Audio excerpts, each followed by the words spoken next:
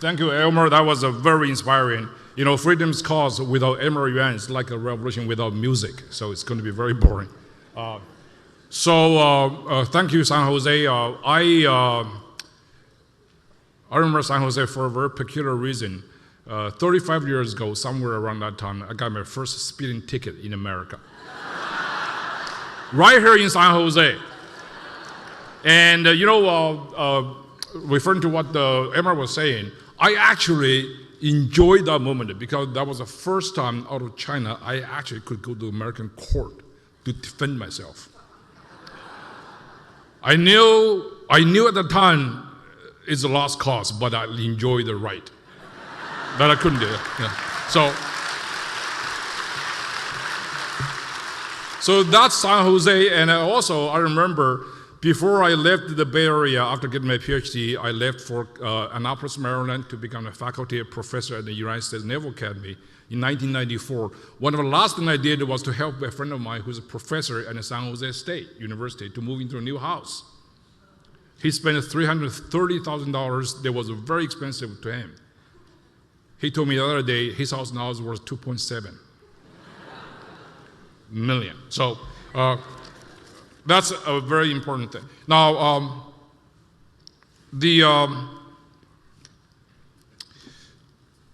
I had to prepare a speech, but in the interest of time, so I'm going to basically cut down some of the stuff. I just read some of the relevance over there.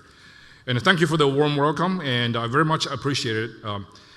And I appreciate it all the more because, honestly, I never expected to be in front of the big audience like this, giving remarks on a Sunday afternoon. I'm sure that the policy wonk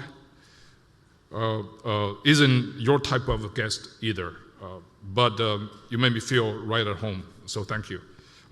When I speak publicly at the events like this, it's normally a part of my job as a professor. Being at a church makes me think of the advice I also give to my students, and that advice is in order for something to be immortal, it doesn't have to be eternal. I'll start with some background. Like many of you, I'm an immigrant.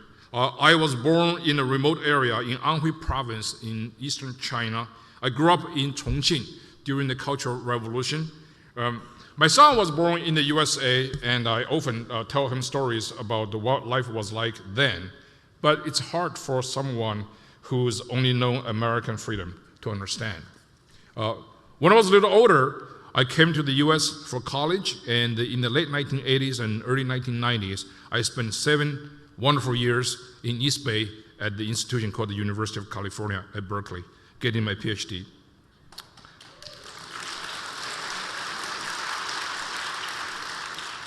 Thank you. I don't know you're reporting my getting PhD or University of California at Berkeley, yeah, but that was a very nice gesture. A lot of immigrants have trouble answering this seemingly simple but quite difficult question as to where you're from. Questions of where you're from is because I've lived in a different country and in different states over the several decades in the United States. But I always say that I'm from around here in the Bay Area. That's because I truly discovered myself and what I value during my time here.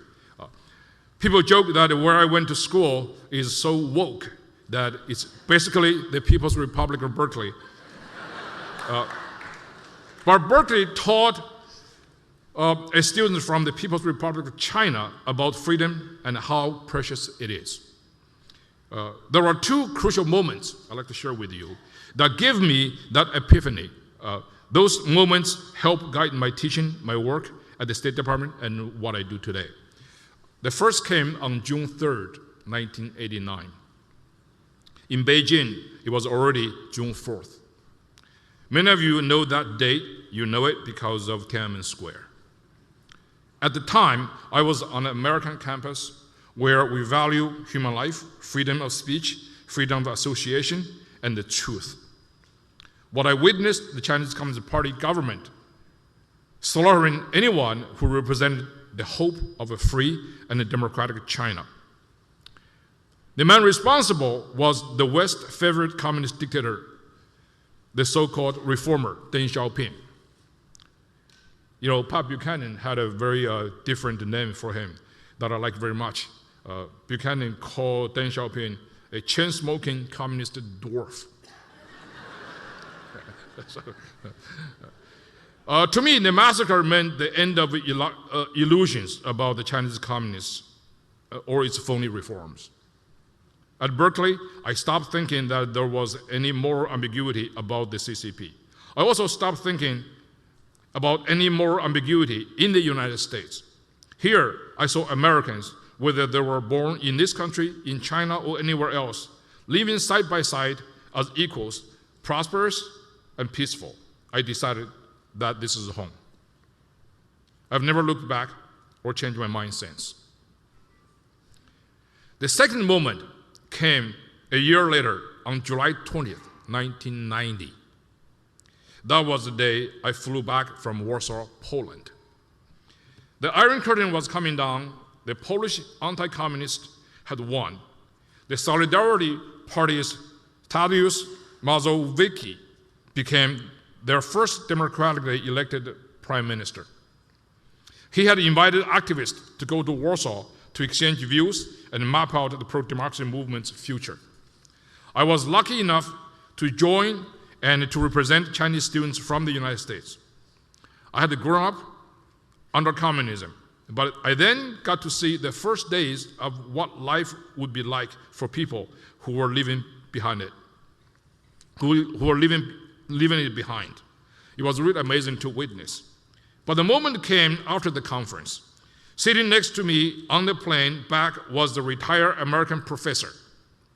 He kept lamenting the fall of communism and how much he disliked the United States, his own country. Now, we say he was woke. I can't remember if I was in a window or an aisle seat, but I couldn't get away. So I argued with him. I defended the freedom and the United States and cheered the downfall of communism in Europe.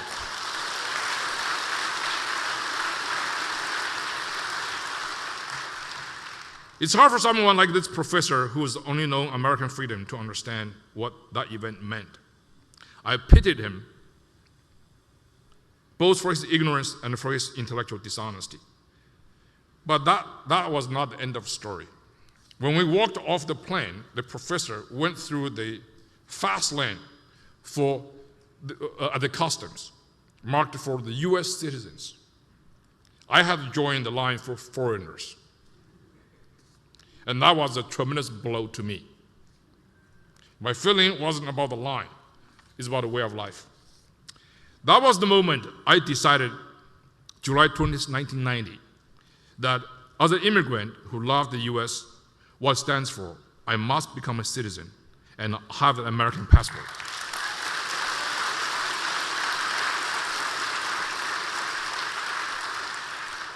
Again, it's not about travel convenience.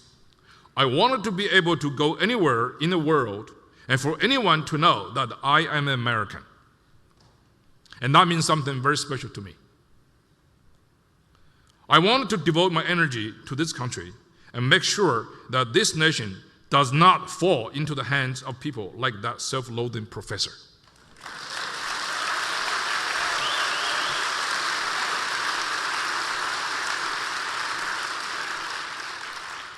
Those two moments were possible because of my time here in the Bay Area. You all care about the relationship between the United States and China. Many of you still have families there. You should know who's responsible for the worsening of that relationship. It wasn't the Trump administration. It wasn't Secretary Pompeo. And it wasn't any of the so-called China hawks, not even me. Hawks and doves come and go in Washington, but the very existence of the free United States is seen as an existential threat by the CCP. We saw this a few months ago in Anchorage, Alaska. Politburo member Yang Jiechi and his subordinate Wang Yi lectured America's current Secretary of State and National Security Advisor. They didn't focus on specific policies. They lambasted and blasted the entire American democratic system as inferior to China's Marxist, Leninist, communist system. That kind of Cold War rhetoric is right out of the debates between Soviet leader Nikita Khrushchev and Richard Nixon in Moscow back in the 1950s. Today's Blame America First crowd says the Trump administration is responsible for worsening relationships. They are ignoring reality. I'll close my remarks with one thought. I recently attended a meeting where a former senior official in the Obama administration said that under the Trump administration, we had a China attitude, not a China policy. That's not true. We had a China policy with an American attitude based on American values.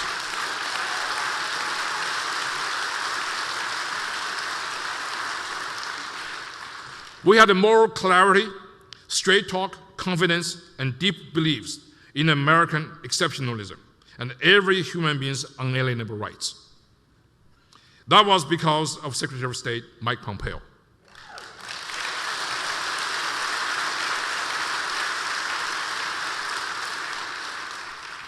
No communist would have gotten away with lecturing him.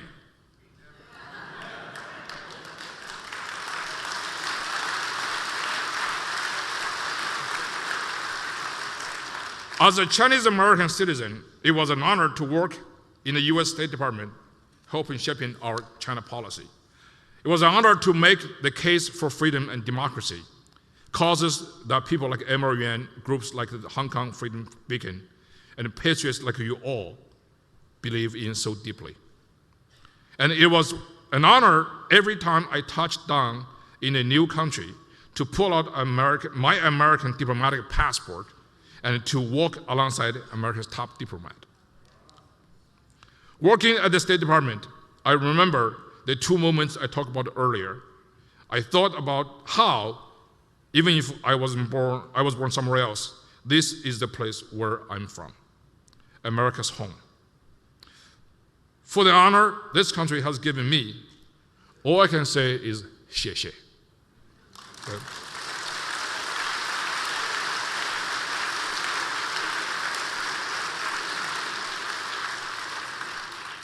And today, I have another honor. I'm proud to introduce the man who led every initiative I just described and under whom I served, Mike Pompeo.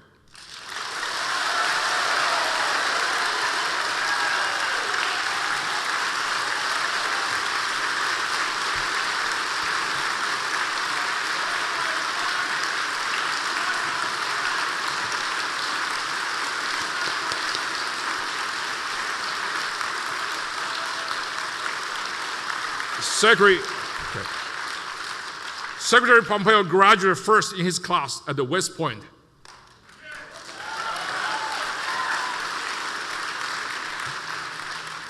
The second best American military college in this country.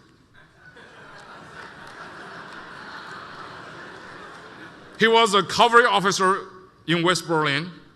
He's a successful businessman who was elected to Congress 4 times before he becoming the director of the CIA. And he's not done yet.